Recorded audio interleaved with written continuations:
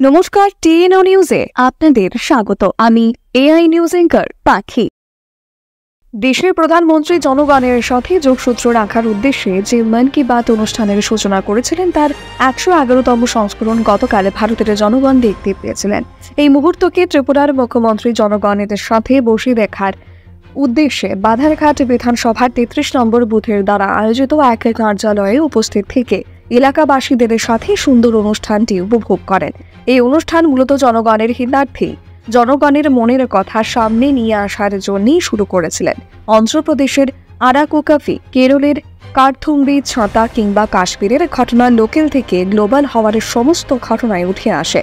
আবার একটি গাছ মায়ের নামে অভিযানের কথাও তুলে ধরেছেন দেশের প্রধানমন্ত্রী ডক্টর মানিক সাহা মহোদয়ের। জনগণের সাথে এইভাবে বসে রাখার উদ্দেশ্যই হলো জনগণ নিজেদের সমস্যার কথা জানাতে সক্ষম থাকে এবং সরকারও সমাধানে তৎপর থাকে। এখনকার মতো সংবাদ এ পর্যন্তই। পরবর্তী নিউজ ও আপডেটস দেখার জন্য অবশ্যই চোখ রাখুন টিএনও নিউজের পর্দায়।